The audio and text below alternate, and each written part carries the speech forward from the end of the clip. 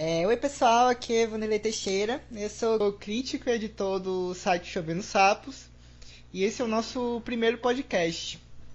Aqui a gente vai abrir mais um canal para conversar sobre cinema, sempre trazendo alguém legal para bater um papo sobre temas e obras interessantes.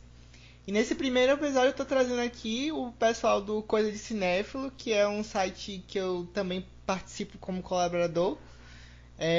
Achei interessante trazer o pessoal do Coisa de Cinéfilo, porque a gente está sempre trocando ideias, sempre conversando sobre cinema. Acho que não poderia ser diferente pro primeiro episódio do podcast do chat chamar eles, assim. E aí temos aqui com Marcela Gelinski, que é editora-chefe do Coisa de Cinéfilo. Diga aí oi pro pessoal, Marcela. Oi, E se pessoal, tudo apresenta bem? aí Estou o. aqui apresentar o site.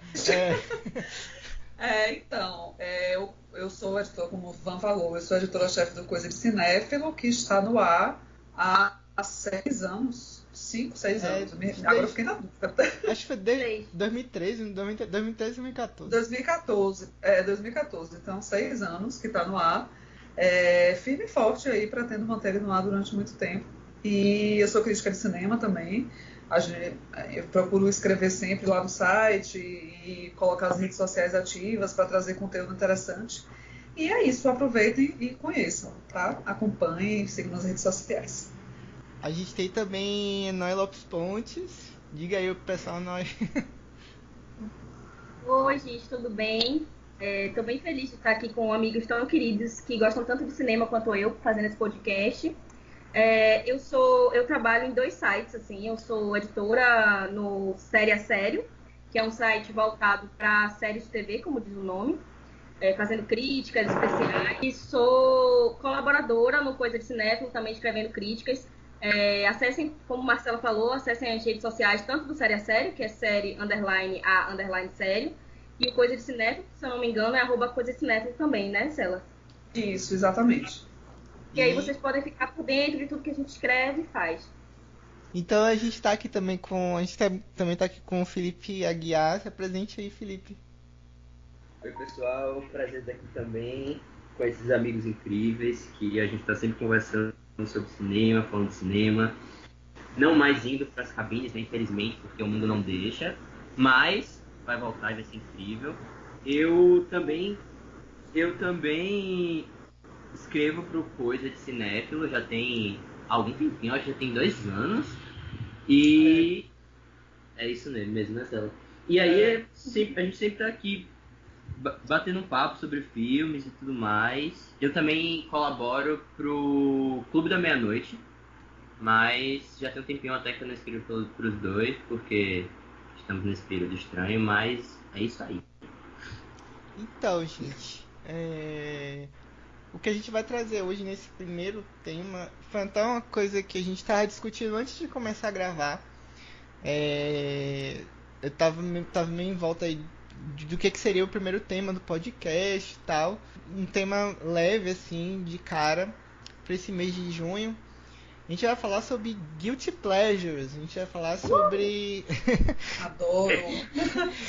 E que, inclusive, foi um dos temas que a gente mais gostou de discutir na época que a gente fazia podcast lá pro Coisa de Cinéfilo.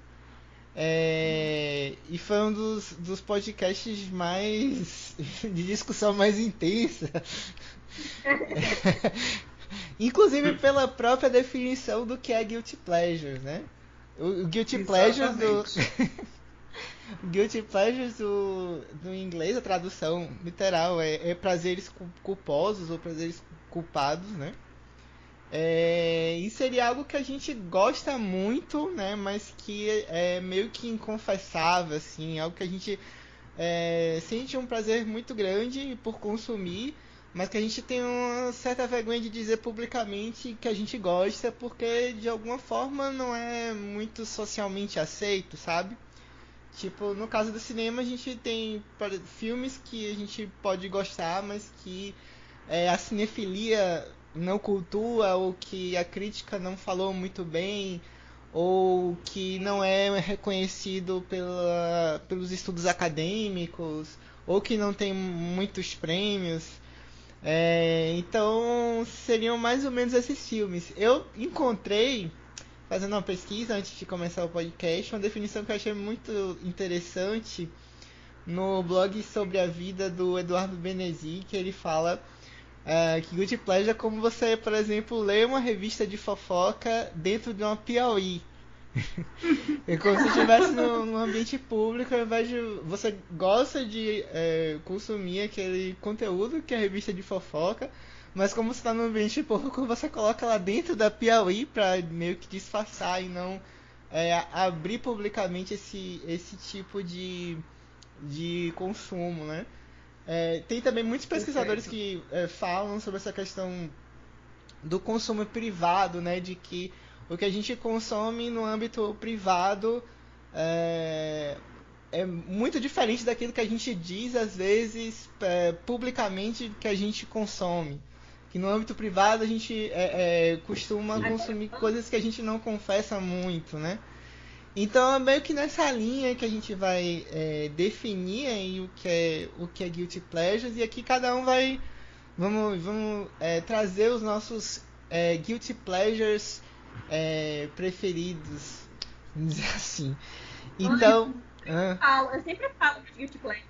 Eu não tenho vergonha, não. Eu já até antigamente ficava meio assim, hoje em dia eu posto nas minhas redes sociais, falo pra caramba no Twitter, tenho orgulho do meu Guilty Pleasure.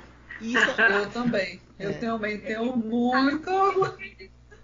Isso é uma coisa interessante, né? Porque é engraçado, quando a gente é adolescente ou quando a gente está em um estágio da vida meio que de afirmação, a gente acaba tendo um pouco mais de vergonha, vamos dizer assim, de confessar certas coisas que a gente consome, certas coisas que a gente gosta, né? Eu acho que quando a gente vai chegando na maturidade, numa certa...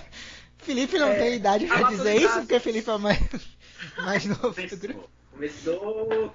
Felipe é um bebê, mas eu acho que a maturidade vai dando pra gente essa falta de vergonha na cara pra dizer que gosta de determinados tipos de produto. Vestir pizza, comprar canecas, tô nem aí. Acho que Exatamente. Assim, acho que tem essa coisa você fica mesmo, mas assim, você também fica mais seguro, né? De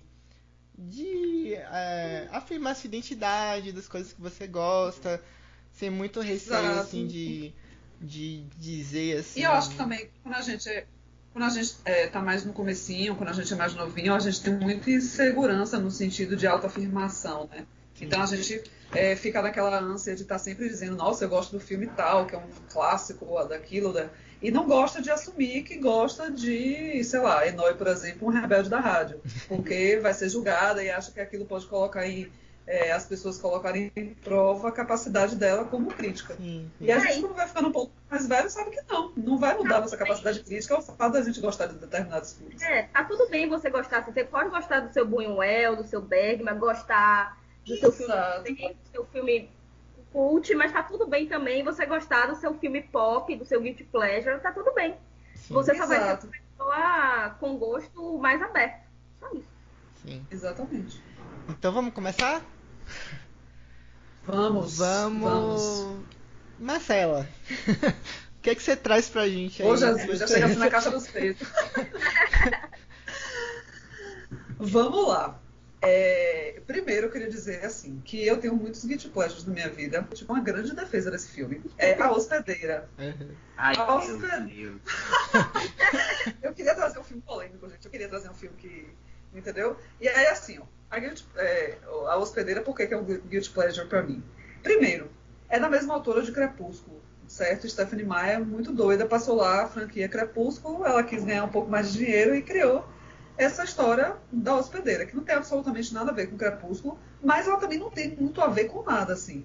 É uma história bem surreal, que se passa numa realidade meio que futurista, como se o planeta Terra tivesse sido invadido por seres alienígenas que dominaram a gente, tipo, inserindo almas nos nossos corpos e expulsando as nossas almas. Eu acho que essa é a forma mais simples de eu conseguir explicar o filme, porque, assim, na prática ele é muito mais estranho do que isso. Mas, beleza, né? Essa é uma das questões. E aí o filme vai rolando lá, só que, obviamente, foram tirar a alma de um corpo, a alma não saiu direito, colocaram a nova alma alienígena, e aí ficaram duas almas dentro de um único corpo, brigando lá entre si. Ou seja, é basicamente você vendo uma pessoa tendo uma crise de bipolaridade, conversando com ela mesma, meio que uma espécie de fragmentado mal feito. Mas, vamos lá. Por que eu coloquei como Guilty Pleasure? E por que eu gosto desse filme? Eu quero fazer uma defesa correta desse filme. Primeiro, o filme tem um elenco muito legal, certo? A gente pode assistir Saoirse Ronan, que ela não estava no começo da carreira, mas ela ainda não estava com tanto holofote em cima dela, digamos assim. Ela já tinha passado por Atonement, mas ela não estava ainda com tanto holofote. Então, a gente consegue ver ela na atuação muito simples e crua, muito boa, por sinal. Para mim é uma atuação bem positiva, que conseguiu, inclusive, fazer essa dualidade das duas almas dentro do corpo de uma maneira, assim, o melhor possível, né, digamos. E aí eu gostei muito. E tem outras pessoas, né, na série, principalmente a vilã, que é a Diane Kruger, que está muito bem também. Gente, tá eu fazendo... nem lembrava. Pois é, gente, a Diane Kruger. Que está fazendo um papel bem legal e tudo. Assim, os dois pares românticos, né, da principal, que é Saoirse, eles não são maravilhosos, mas também não são ruins, certo? Tem um par principal. Um é Max Irons, que é o filho de Jeremy Irons, e o outro é aquele Jake Bell. Max Irons, eu não detesto ele, mas eu, assim, também não acho ele grandes coisas, mas não é ruim, não. Mas, para mim, Jake Bell, ele tá melhor, assim, ele consegue se sobressair um pouco mais. Enfim, é um elenco que funciona bem, como se tivesse bem equilibrado entre si, assim, sabe? A química do elenco é bem interessante. E eu acho que isso dá um suporte melhor pro filme. Outra coisa que para mim, e aí para mim eu acho que é o ponto mais alto, assim, que faz com que esse filme se torne um guilty pleasure para mim, é a trilha sonora. Gente, eu sou muito ligada à trilha sonora, para mim é um dos elementos que eu mais destaco em todos os filmes que eu assisto. E a trilha sonora de A Hospedeira é apenas sensacional. É muito, muito boa. É do compositor Antônio Pinto, que inclusive é um compositor brasileiro. Ele é, primeiro assim, um puta profissional. Então ele conseguiu colocar o toque dele, utilizando muito piano, que é um instrumento que eu gosto muito. Se assemelha muito com o Alexandre Desplat, por exemplo, Sim. que usa muito piano, e eu adoro ele, adoro. Eu confesso que, assim, eu assisti As Pedreiras, foi lançado em que, 2009? Não, 2013. 2013? E eu assisti no cinema, não retornei, então, assim, a impressão que eu tive foi daquela época, assim. Eu não gostei muito. Sim. Mas não retornei a ele também, assim. Eu nem lembrava que Daiane tinha participado. Talvez fosse... diga. Eu tinha uma rejeição por ser dessa autora e tal. Algumas questões. Eu acho que eu vou fazer uma revisita para ver o que eu acho agora em 2020. Exato, vale a pena, assim, tem no Prime Video, no Globoplay também, vocês podem dar uma olhadinha e ver esses elementos, assim, que eu tô falando, principalmente a trilha sonora. Eu acho que vocês vão sentir o que é que eu tô dizendo sobre o quão boa é a trilha sonora. A direção também é interessante, tudo. O roteiro é bem feito. Na verdade, inclusive o diretor, que é o Andrew Niccol, ele é o mesmo. Ele fez o roteiro de O Terminal. Fez o roteiro de O Terminal, acho que fez o roteiro do Show de Truman também. Eu acho que foi, fiquei na dúvida. Eu não sei, acho que ele dirigiu. Eu não sei se ele dirigiu Gattaca ou aquele Vingadores. Eu sei que ele dirigiu algum filme com a Uma Thurman e o ex-marido dela, gente. O Ethan Hawke. Eu não lembro qual foi. E ele fez aquele filme também do Justin Timberlake com a Amanda Seyfried, que é também O Preço do Amanhã? Isso, ele gosta muito dessa coisa de sci-fi, meio distópica, assim. Exatamente, que é justamente toda a história do filme, assim. E pra mim, assim, ele foi um elemento que realmente trouxe esse filme pra se tornar algo melhor, porque o problema pra mim do filme é o material base, que é o livro que foi escrito por Stephenie Meyer. O livro, eu li inclusive o livro, mas não é que o livro seja mal escrito, falta história, Falta aprofundamento, falta cuidado. Ela tem uma maneira de escrever com primeira pessoa, mas ela acaba ignorando os elementos do universo ao redor, assim, sabe? Ela não faz uso de capítulos corretos. E isso se reflete muito no filme, entendeu? Então, para mim, o prejuízo do filme em si não foi como ele foi feito. Foi um filme que foi bem feito, tem um roteirista e diretor interessante, tem uma trilha sonora boa, um elenco bom, mas a história em si é uma história pobre, é uma história que falta elementos, uma história que não se aprofunda nos personagens e tudo. Se aprofunda apenas na protagonista. Então, acho que o prejuízo em si dele é esse.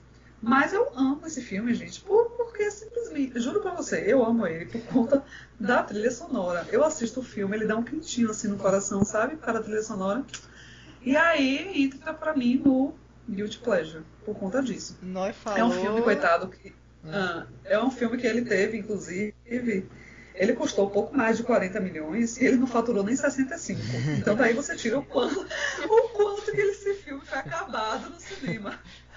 Mas no meu coração ele não é acabado, não. Ele mora aqui no meu coração bonitinho. É isso, gente. Nós comentou, Lipe assistiu o filme? A Hospedeira? Isso. Assisti faz muito... Eu assisti logo quando lançou, não sei se foi no cinema, foi alugando. Mas assim, em locadora, né? Mas é aquela coisa, né? Eu achei esquisito, eu achei o filme meio esquizofrênico, é um pouco, né? Não entendi direito. Tem um negócio das lentes, não tem tem não? Hã? Não tinha umas lentes que elas usavam, os alienígenas usavam, as coisas meio... Tem coisa isso aí, meio... tem a lente. Me lembrava as lentes que o pessoal de Vamp, Beijo do Vampiro usava, sabe? Quando se transformava em vampiro, um negócio mesmo. assim.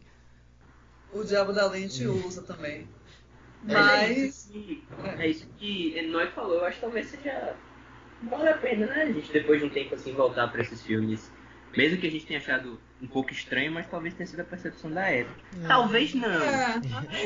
Vale a pena. Talvez não, mas aí eu acho que talvez com o tempo vocês possam apreciar outros elementos do filme. Nós, então, traz o seu aí, que a gente tá curioso. Porque nós sempre traz... Gente, pra vocês que estão ouvindo e não acompanhavam a gente lá no podcast do Coisa de Cinéfilo, nós sempre traz umas coisas assim que a gente não imagina, a gente não sabe de onde ela tira esses filmes. Assim. É de uma deep streaming aí que a gente não sabe de onde é. O que é que você trouxe, né? Não, gente, assim, total. Eu pensei em vários filmes, porque assim como Marcelo, eu sou uma grande consumidora de Guilty Pleasures.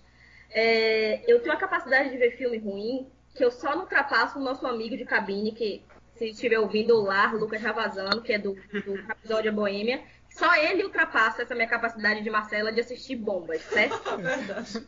E assim, eu fiquei na dúvida, eu pensei, e aí fiquei na dúvida entre dois filmes, mas aí eu pensei que eu ia seguir meu coração e escolher esse filme, e que ele é menos popular, e eu queria divulgá-lo para o mundo, que as pessoas merecem ter contato.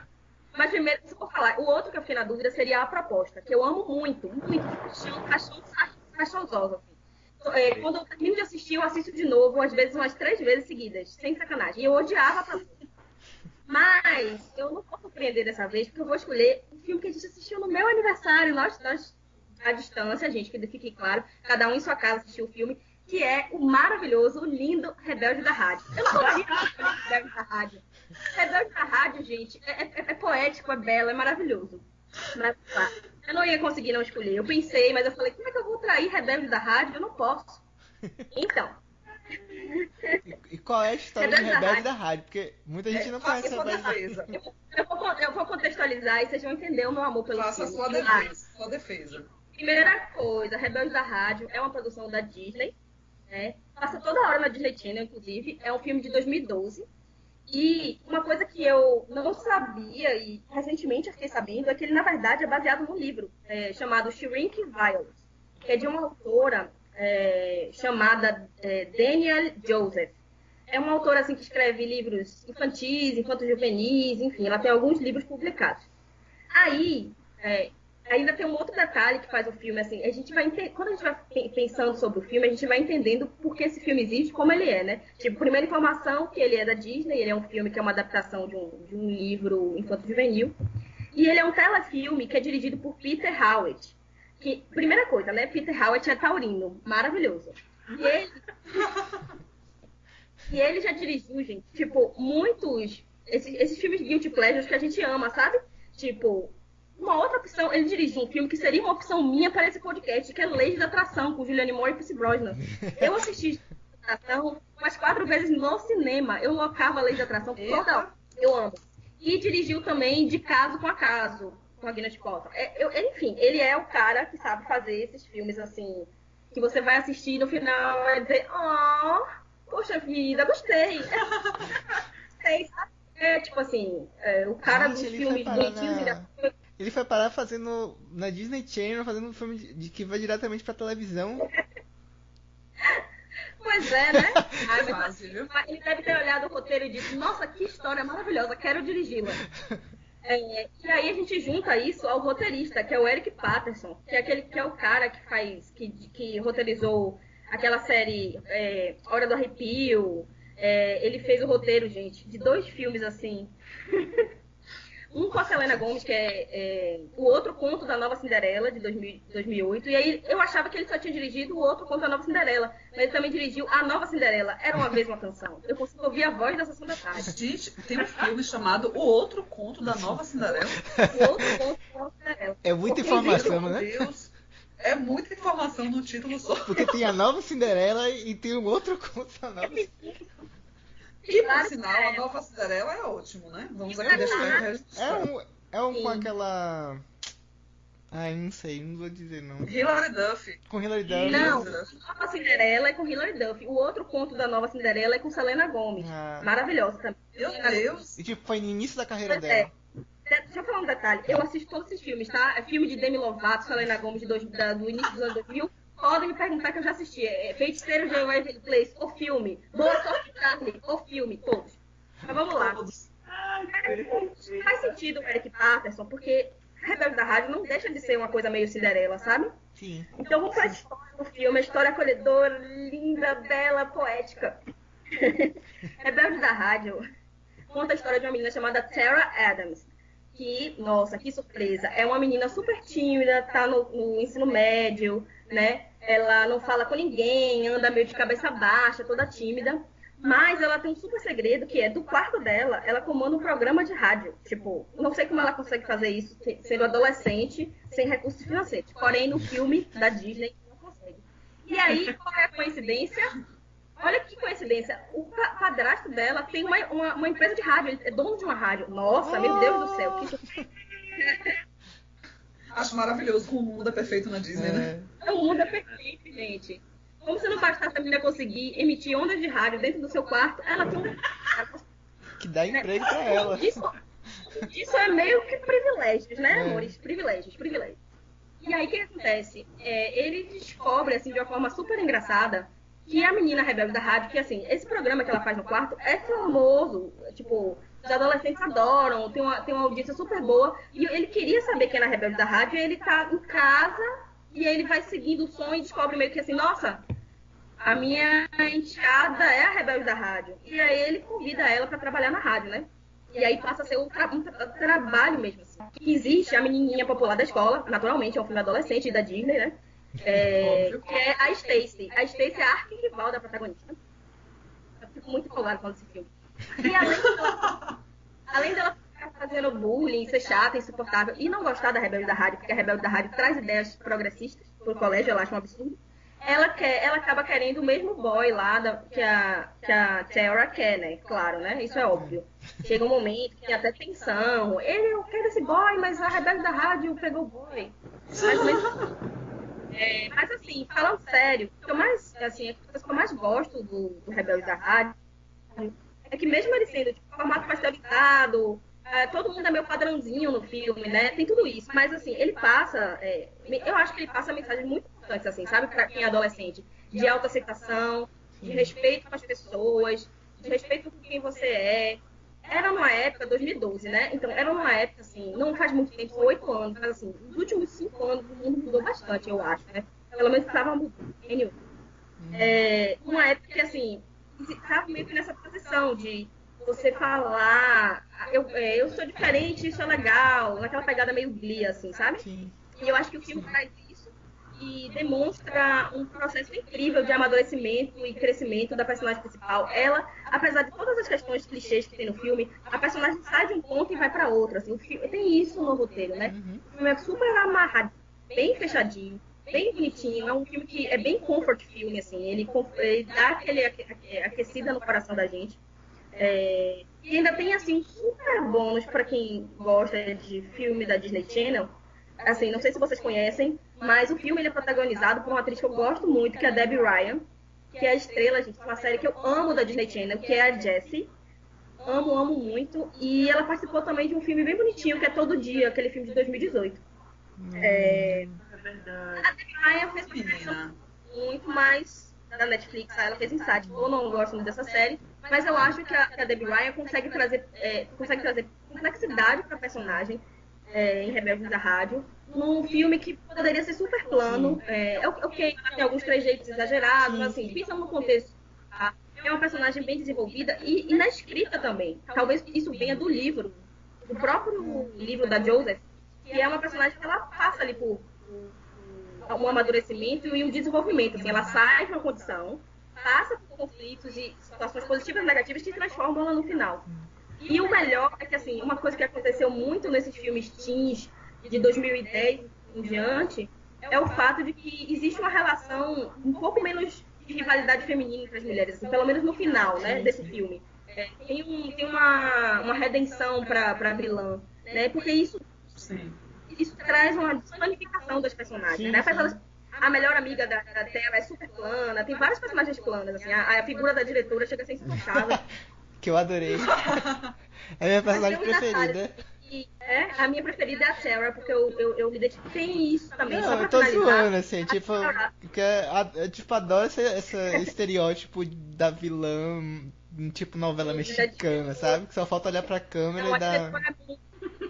Ela é muito, mas eu acho que a cereja do bolo, mais ainda, eu acho que é uma identificação que pode rolar com muitas adolescentes que são como a Terra. Sim. Eu nunca fui calada, né? Eu fui muito mais, assim, do estilo da melhor amiga da Terra. Mas eu me sentia muito como a Terra. E eu acho que essa representação, assim, essa adolescente nunca se sente que tá se encaixando muito, né? A maioria, pelo menos. E isso é uma coisa muito feita de uma forma muito fofa, muito doce. O filme é ingênuo, é bem verdade, mas assim, eu amo, indico, assistam, tem na Netflix, gente. A gente vê na Netflix. É da rádio. Eu nunca tinha visto. A primeira vez que eu tinha visto foi agora, a gente viu junto, né? No Watch Party. Foi. E eu não achei. Podia passar a impressão de, porque é filme feito pra televisão, porque essa coisa dirigida pra Disney Channel, podia ser uma coisa completamente. O que a gente imagina, né? Que podia ser uma coisa tosca e tal. Mas é super redondinho, assim, super bem feitinho, assim. Não... Ele tem um direcionamento claro que é pro público adolescente, entendeu? Mas ele, ao mesmo tempo, com isso, ele não faz uma coisa pobre, não faz uma coisa remendada, sabe? Mal pensada no tratamento dos temas, assim. Eu não achei... Eu achei que, assim... Não é porque é pro público adolescente que a gente vai fazer um negócio mal feito aqui. Vamos fazer um negócio direitinhozinho, bonitinho. Eu gostei. É isso, é como nós falamos, um filme ingênuo, mas assim, o que ele se propõe a fazer, ele faz e faz muito bem. Sim. Muito melhor do que, inclusive, a maior parte desses filmes, até. Que é super close errado, tipo Barraca do Beijo. Péssimo. Vai ter o 2, gente, vai ter o 2. Esses filmes aí que ainda entendem relacionamento abusivo como demonstração de amor, sabe? Exatamente. Esse filme é nojento. Então, eu achei super, super redondinho, super bonitinho, assim, super...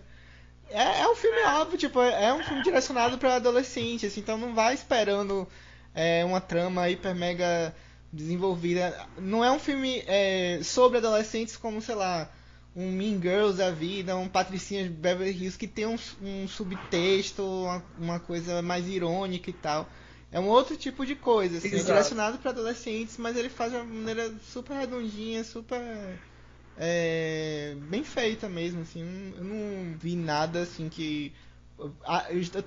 Quando nós falou no podcast que a gente fez antes do Coisa de Cinef, eu pensei que era uma coisa hiper mega tosca, sabe? Mas eu, tipo, quando a gente Exato. assistiu, assim, é uma coisa super... Eu recomendaria, por exemplo, pra uma sobrinha minha, pra uma menina, uma garota, um adolescente que tá nessa fase mesmo de se questionar quem ela é e ela em relação aos outros, sabe? Eu acho bem legal, assim. Exatamente.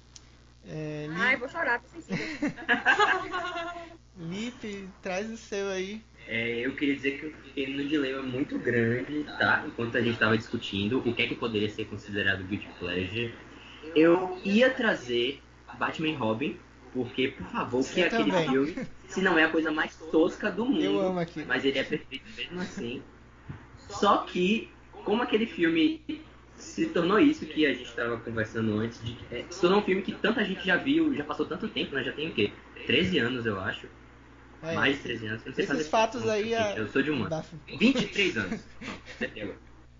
Então já tem tanto tempo que o filme ele já alcançou outro patamar. E aí eu resolvi escolher a coisa que marcou a minha infância. Porque, gente, nada pra mim era melhor do que sentar, pegar um DVD numa locadora e assistir Steve Martin.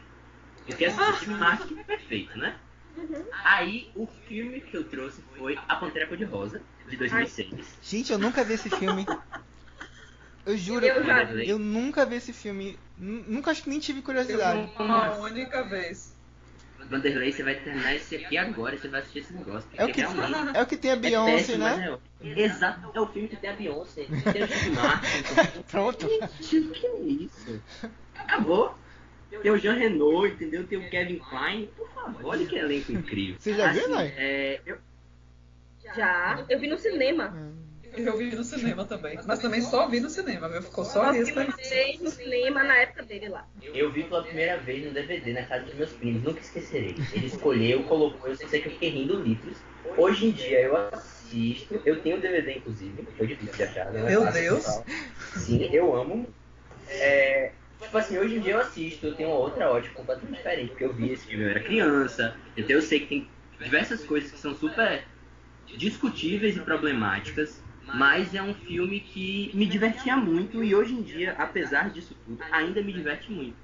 Porque me lembra dessa época de inocência e de que eu via com literalmente qualquer coisa. E assim, apesar de certas questões que o filme traz, ele é muito divertido. Mas o que é o filme?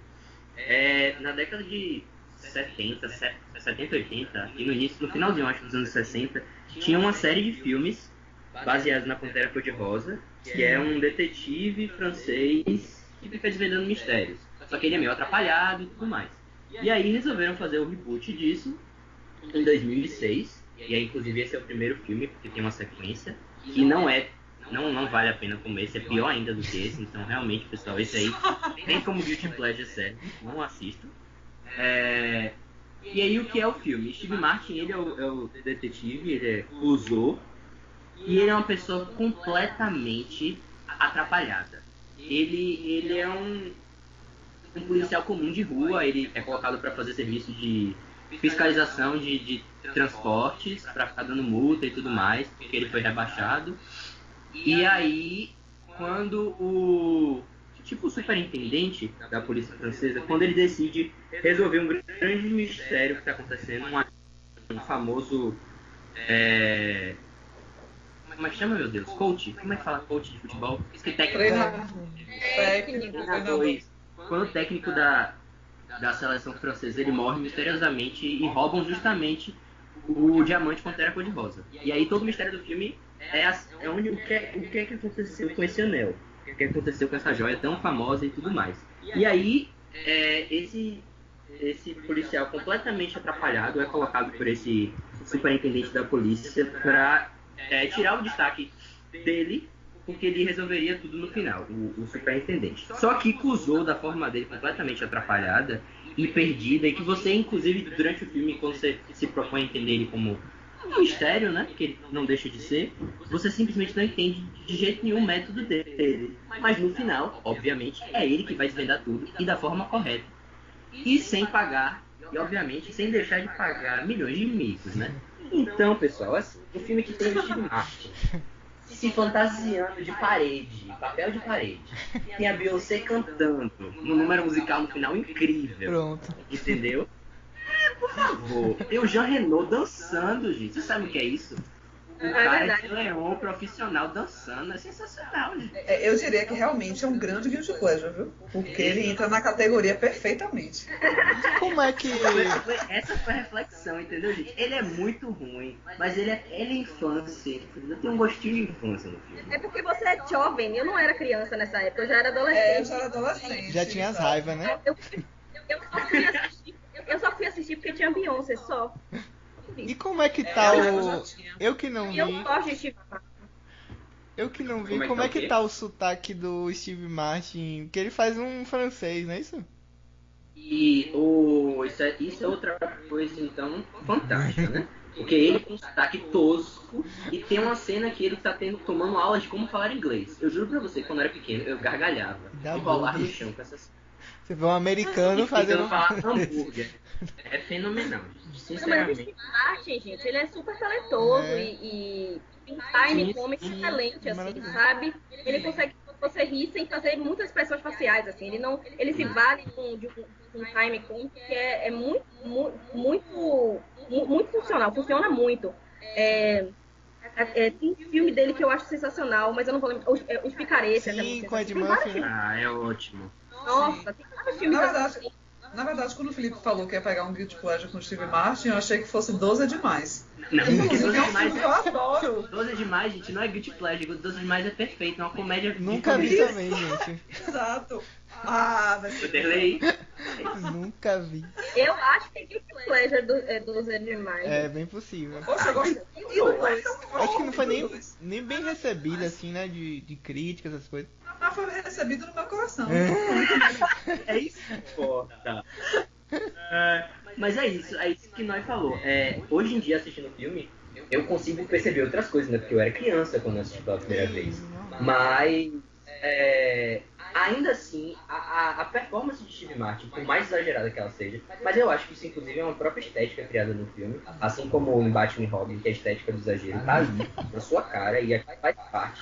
Mas Gente, eu amo ainda esse acho filme, que de o um que jeito. faz muito Batman e Robin poderia estar aqui também, porque eu assisti esse final de semana, gente. Por isso que eu estava no Eu dilema de sempre falar dele ou vejo, não, mas não tem jeito. Eu vejo muito. Eu sei que é ruim, Eu também. mas é um Guilty Pleasure. É um gente, guilty Guilty pleasure Claro, digno. você vê Arnold Schwarzenegger de pantufa de urso polar. Uma turma fazendo era drag, sabe? É um negócio assim surreal, assim, de louco, de cores, de um negócio tão despirocado que você não. É verdade. Eu ia trazer, inclusive o Batman e Robin, mas não trouxe porque eu trouxe da outra vez, na época do podcast do Coisa de Cinéfilo. Estamos muito curiosos, inclusive. Qual será o seu... Então, o que você trouxe pra gente? Não me diga alguma coisa com... Foi um processo. Vanderlei tem problema pra escolher. Esse filme aqui curte pra gente comer, pra gente ver comendo queijos e vinhos, mas é um guilty pleasure.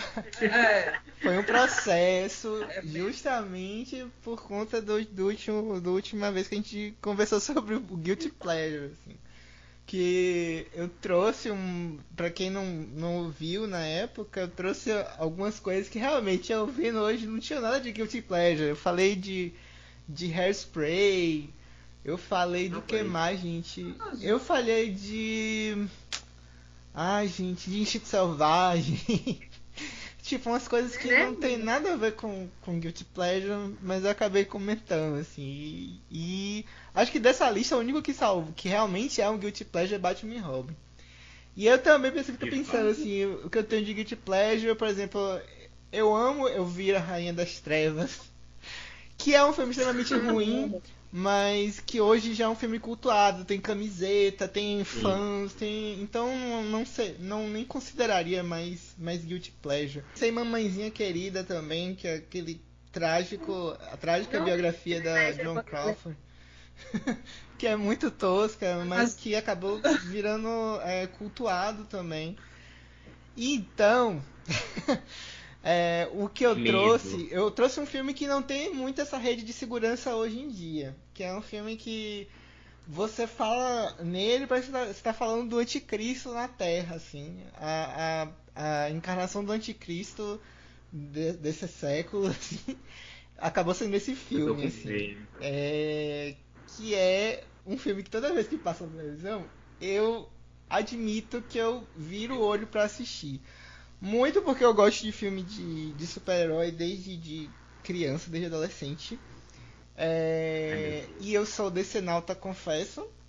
Eu não escondo isso de Perfeito. ninguém, apesar de eu gostar de algumas coisas que a Marvel faz, mas eu sou muito fã, consumidor de coisas da DC, principalmente em sentido de HQ, em outras mídias também. Então eu vou falar, eu trouxe Batman vs Superman, gente. Ah, Que é uma coisa que assim. Vai dar pra te defender. É o quê? Vai dar sim. Eu gosto também de Batman. Eu sou confesso. desse, amo DC, mas é complicado. Eu confesso, assim, eu sei. Batman vs Superman é uma coisa assim, que eu olho, eu sei o que tá errado naquele filme, eu sei que tem coisas que é erradas muita ali. coisa. Eu sei que a história é pobre, não faz muito sentido Zack Snyder é uma zona no que se refere à narrativa. Isso ninguém pode negar. Os filmes dele não são. Não tem essa característica, isso como um traço positivo, assim. Ele não sabe fazer isso. Ele não sabe construir histórias. Ele é megalomaníaco mesmo. Ele fez esse projeto, muito dessa megalomania de tentar emular na DC, na Warner, né? Algo muito próximo da Marvel, e não era um momento pra isso, e eu acho que também não era a pessoa certa pra isso. Eu acho que o filme tem como mérito a questão visual, que pra mim eu acho que o Snyder, ele sabe muito bem criar. Por exemplo, você vê Batman vs Superman é um filme que, mesmo que você tenha assistido lá no cinema um tempo atrás, é um filme que se você vê alguma imagem, você vê algum frame na internet, ou seja lá onde for, você imediatamente se remete à obra. É um filme que ele sabe muito bem criar planos, criar coisas que ficam registradas na memória mesmo, e são criações muito visualmente muito boas, assim. Acho que eu entendo coisas que ele quis fazer com aquele filme. Acho que tem ideias boas ali. Só não acho que era o momento e não acho que foram bem executadas. Enfim, gente, eu não tenho o que dizer porque que eu olho pra esse filme quando tá passando na HBO ou tipo agora passou assim, recentemente na Globo, eu acho. Eu me pego assistindo porque é um encontro de Batman e Superman no cinema, gente. Meu primeiro, Exato.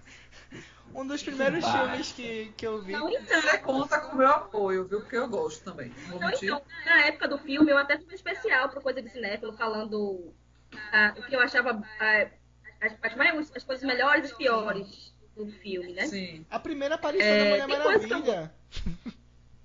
Não, então, Exato. É estranhíssima, né? Convenhamos.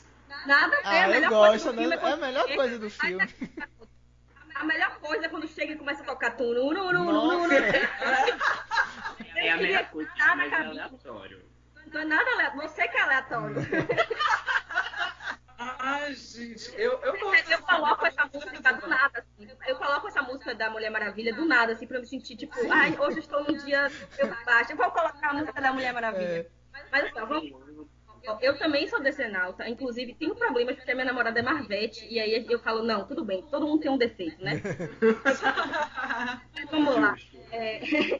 Eu amo descer, leio quadrinho, tem um monte de coisa aqui em casa, amo o filme de Superman, série de Superman, adoro. Porque tem, assim, muitas coisas que tem da DC, certo? E eu gosto de Liga da Justiça, por exemplo, que muita gente não gosta, eu gosto bastante. Não, eu prefiro. Meu problema com BVS, meu problema com Batman vs Superman é que tem momentos que tem muita queda, o filme poderia ser muito mais enxuto, tem muita câmera lenta, tem umas coisas meio que Marta, minha mãe é Marta, então acabou a briga. Ai, gente, aquela cena, meu Deus. Clássico do cinema, viu? Mas Cara, assim, sua mãe se chama Marta, ainda então tá assim, tudo certo. é um filme que dentro desse universo, e por qualquer crítica que se possa fazer ele, todas as críticas são. E eu não sou desse fã Snyder Deus não, viu, gente? Zack Snyder não é um bom diretor, não é um dos melhores diretores possíveis. mas ainda assim era de uma época que as coisas, vamos dizer assim, artisticamente eram mais autênticas nesse universo que eles construíram de Homem de Aço pra cá. Batman vs Superman pra mim é a representação daquele meme. Tipo, foi o começo de um sonho e deu tudo errado, entendeu? Porque Verdade. tipo assim, foi o início do negócio, mas o negócio não foi muito bem executado. Mas assim, é um filme que eu acho mais autêntico do que o Liga da Justiça. Porque o Liga da Justiça me parece muito uma resposta ao que deu errado ali no Batman vs Superman.